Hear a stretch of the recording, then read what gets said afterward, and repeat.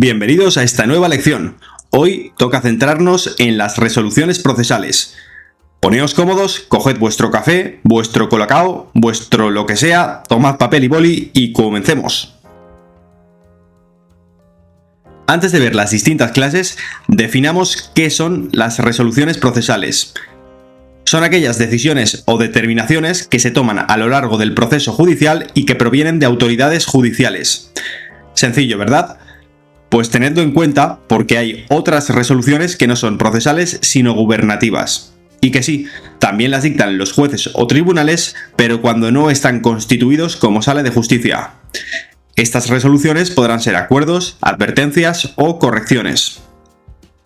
Pero volvamos a las resoluciones que nos interesan, que son, como hemos dicho, las resoluciones procesales o judiciales. Aquí distinguimos entre providencias, autos y sentencias.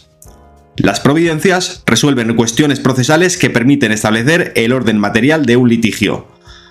Por su parte, los autos deciden recursos contra las propias providencias o contra decretos, resuelven sobre la admisión o inadmisión de la demanda, de la reconvención, de la acumulación de acciones, la admisión o inadmisión de prueba, sobre las medidas cautelares, sobre la nulidad o validez de las actuaciones, en definitiva, aspectos intermedios del proceso. Y finalmente tenemos las sentencias, que son las que deciden definitivamente el pleito o causa. Si las sentencias son firmes, significa que no cabe recurso contra ellas salvo el de revisión u otros extraordinarios que establezca la ley. En cualquier caso, la sentencia se notificará a las partes indicando si es firme o no y los recursos que en su caso caben contra ella. Todas estas resoluciones irán firmadas. Las providencias por el juez o presidente y el LAG. Y los autos y sentencias por el juez, magistrado o magistrados que las dicten. Bien, esto ya lo hemos comentado antes. Las resoluciones pueden ser firmes o definitivas. Son definitivas las que ponen fin a la primera instancia y las que deciden los recursos interpuestos frente a ellas. Y son firmes las que no se pueden recurrir, bien porque no está previsto en la ley, o bien porque, aun estando previsto, ha transcurrido ya el plazo legalmente fijado para recurrir sin que ninguna de las partes lo haya hecho. Estas resoluciones firmes pasan a tener la consideración de cosa juzgada.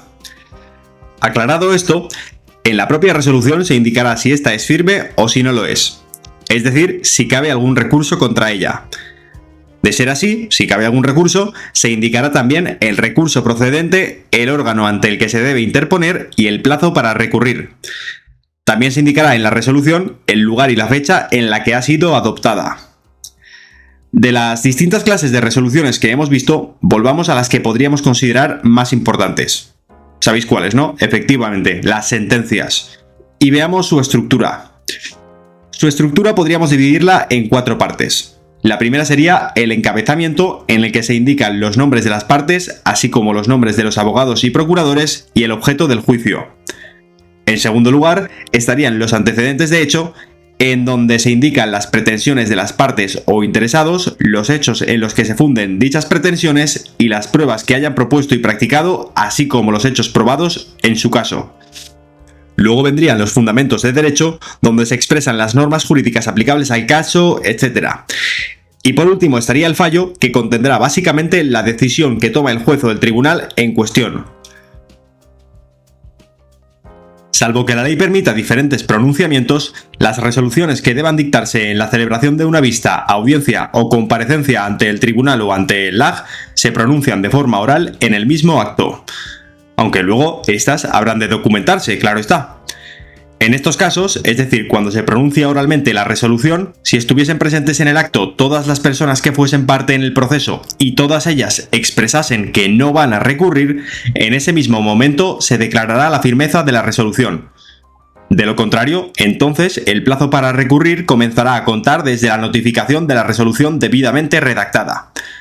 Por cierto, esto de dictar oralmente las sentencias nunca ocurrirá en los procesos civiles, acordaos. Y bueno, ya tenemos las sentencias dictadas y firmadas. ¿Y ahora qué? Pues a continuación serán publicadas y depositadas en la oficina judicial y el LAG ordenará su notificación y archivo. Cualquier interesado podrá acceder al texto de las sentencias o a determinados extremos de las mismas aunque antes de acceder se disociarán los datos de carácter personal que se contengan en la sentencia, por privacidad más que nada. Además, en cada tribunal habrá tanto un libro de sentencias como un libro de decretos en los que las sentencias y los decretos estarán respectivamente ordenados de forma cronológica y ambos estarán bajo la custodia del LAG. En concreto, el libro de decretos estará bajo la responsabilidad y custodia del LAG.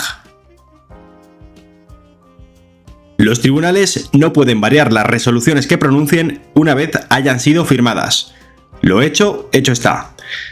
Lo que sí que pueden hacer es aclarar algún concepto oscuro y rectificar algún posible error material. Las aclaraciones pueden hacerse de oficio dentro de los 2 días hábiles siguientes al de la publicación de la resolución o a petición de parte o del Ministerio Fiscal formulada en el mismo plazo de 2 días hábiles. En este último caso, resolverá quien hubiese dictado la resolución dentro de los 3 días siguientes al de la presentación del escrito en el que se solicita la aclaración. Por su parte, los errores materiales y aritméticos en los que incurren las resoluciones de los tribunales y LAGs podrán ser rectificados en cualquier momento. Aquí no hay plazo. Contra la resolución que decida sobre la aclaración o corrección, no cabe recurso, sin perjuicio de los recursos que procedan en su caso, contra la resolución a la que se refiere la solicitud o actuación de oficio. Ojo a esto, las resoluciones también pueden contener omisiones o defectos que impidan llevar plenamente a efecto dichas resoluciones, y esto ya no se arregla con aclaraciones o correcciones. Para remediar esto, podrán ser subsanadas mediante auto, eso sí, en los mismos plazos y por el mismo procedimiento establecidos para las correcciones y aclaraciones que acabamos de ver. Si lo que se omite en la resolución son pronunciamientos relativos a pretensiones sustanciadas en el proceso, la parte perjudicada por dicha omisión presentará un escrito en el plazo de 5 días desde la notificación de la resolución en la que solicitará completar la misma.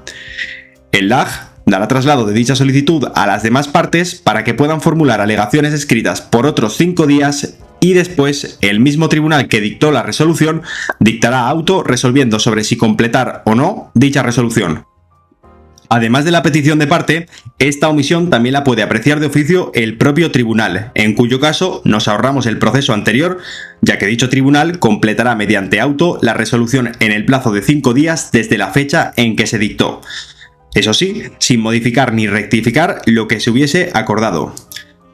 Y al igual que ocurría con las aclaraciones y correcciones, contra estos autos o decretos no cabe recurso, sin perjuicio de los recursos que procedan, en su caso, contra la sentencia, auto o decreto a los que se refiere la solicitud con la actuación de oficio.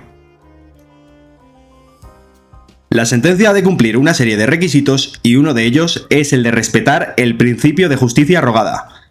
Es decir, que los tribunales civiles decidirán los asuntos en virtud de las aportaciones de hechos, pruebas y pretensiones de las partes.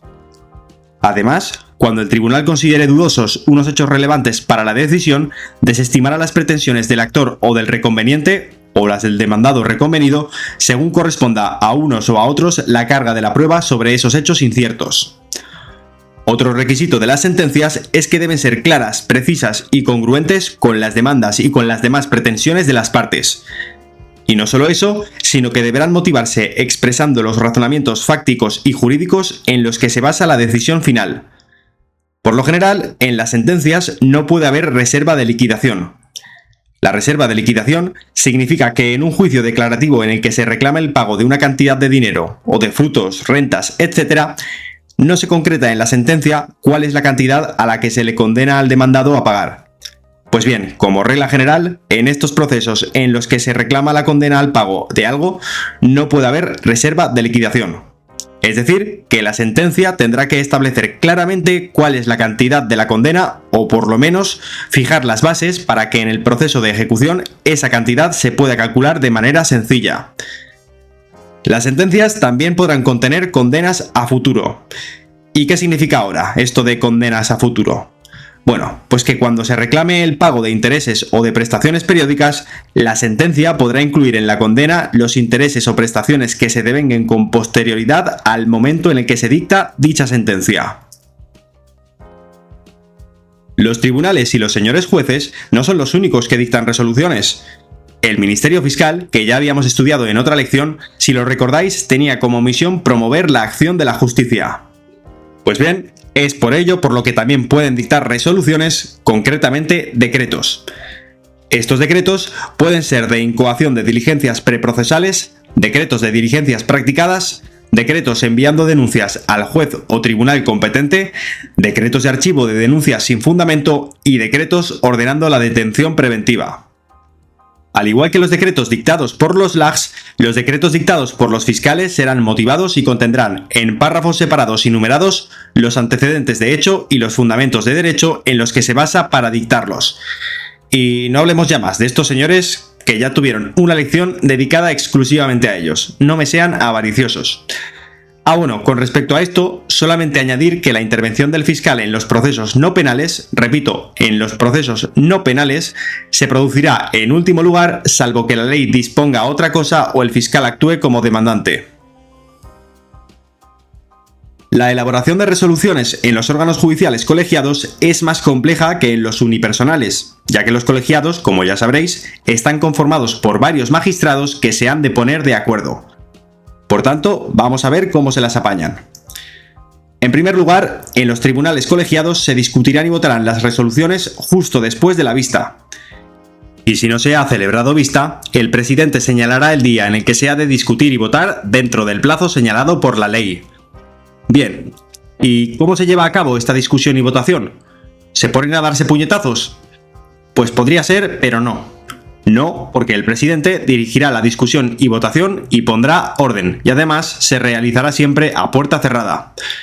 El magistrado ponente someterá a la deliberación de la sala o sección los puntos de hecho y las cuestiones y fundamentos de derecho, así como la decisión que, según él, se deba adoptar.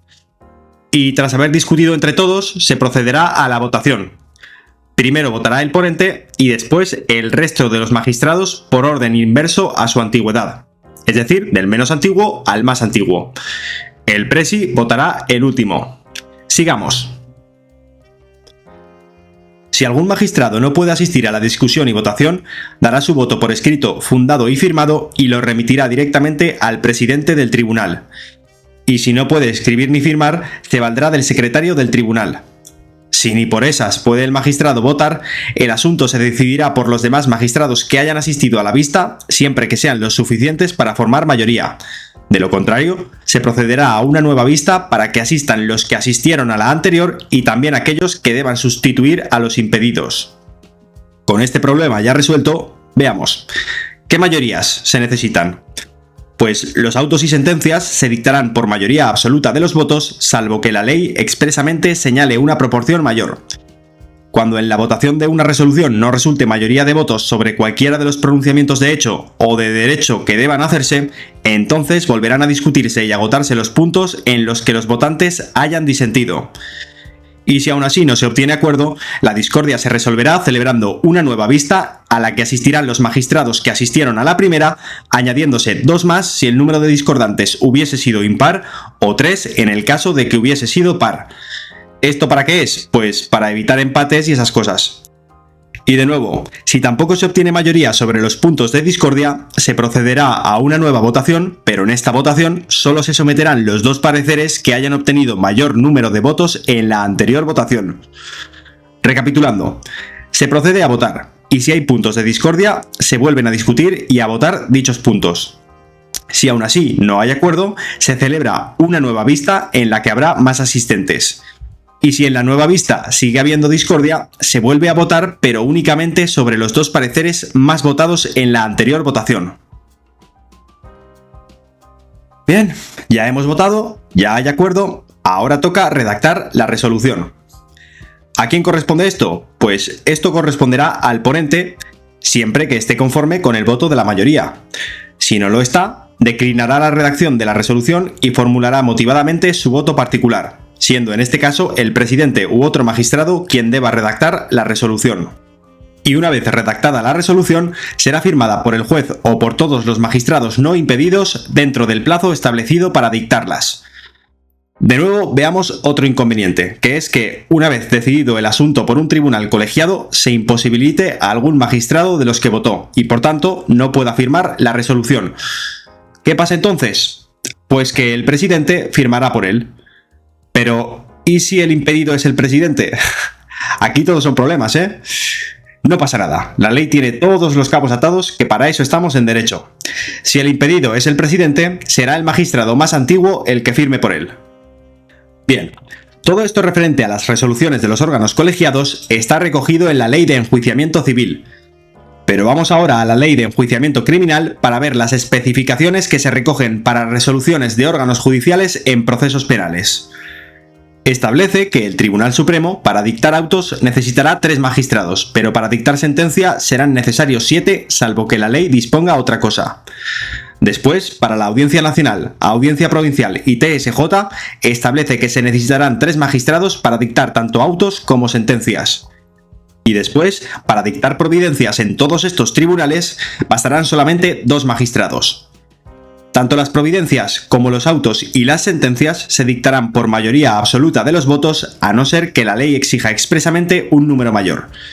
Y las sentencias se firmarán por todos los magistrados no impedidos.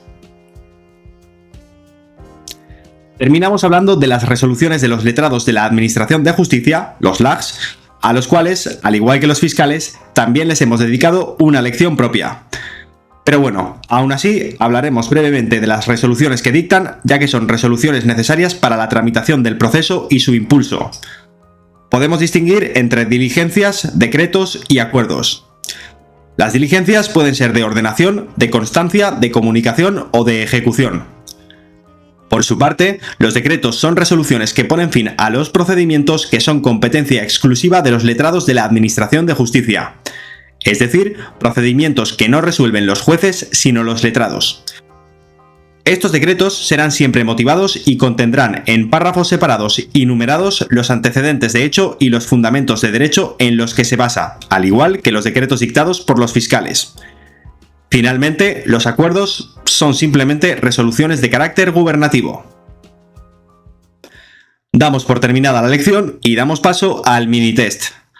Ya sabéis, 5 preguntas, 4 opciones por pregunta y una única respuesta correcta. Si lo necesitáis, podéis parar el vídeo y al final, en la despedida, las soluciones. ¡Vamos allá! Primera pregunta. ¿Cuántos magistrados son necesarios para dictar providencias en una audiencia provincial? A, 2, B, 3, C, 6, D, 4.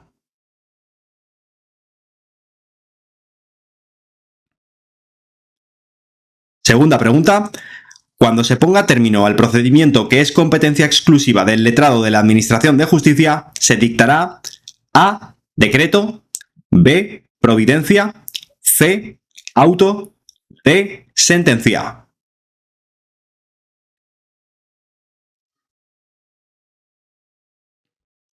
Tercera pregunta. Contra un auto que deniegue completar una resolución, A, cabe de recurso de apelación, B, cabe recurso de revisión, C, cabe recurso de reposición, D, no cabe recurso.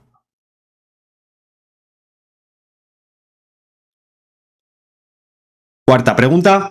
Si el presidente de un órgano colegiado estuviese impedido para firmar la resolución, firmará por él A, el ponente, B, el magistrado de mayor edad, C, el magistrado de mayor antigüedad, D, se prescindirá de su firma.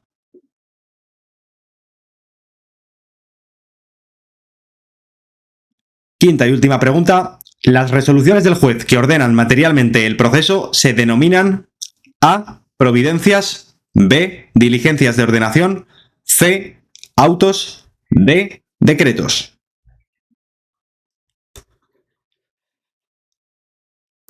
Pues hasta aquí la lección y el mini test. Espero que os haya servido, espero que lo tengáis todo un poquito más claro con respecto a las resoluciones procesales y ya sabéis, lo de siempre, cualquier duda que tengáis me la mandáis al correo y os la resolveré. Mucho ánimo con el estudio y a darle mucha caña. Nos vemos en la próxima lección. ¡Chao!